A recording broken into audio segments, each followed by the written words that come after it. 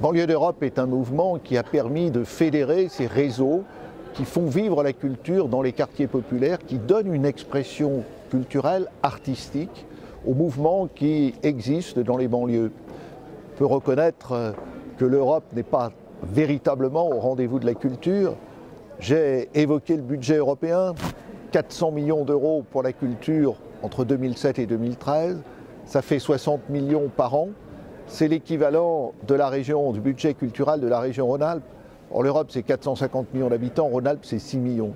Je pense que la culture reste encore une utopie en Europe, que font vivre les artistes, que font vivre les hommes de culture, mais en même temps que cette utopie n'est pas vraiment relayée dans le cadre du budget de l'Union européenne.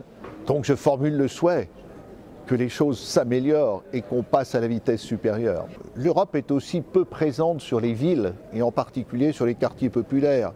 La prise en compte est récente. On a quelques programmes qui ont été mis en place dans le cadre 2007-2013 et là on retrouve la même lacune que par rapport à la culture.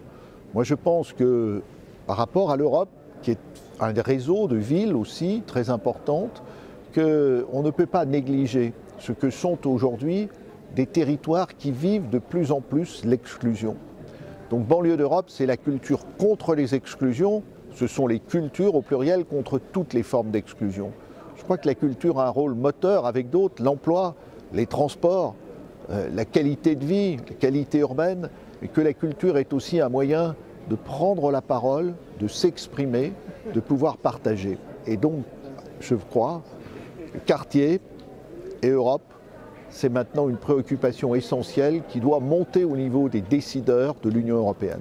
Je crois qu'il faut aider des réseaux comme Banlieue d'Europe qui permettent d'échanger les expériences, de faire avancer cette idée de quartier populaire où la culture a toute sa place et puis qui permettent à partir de là de faire circuler des artistes que les uns et les autres se connaissent.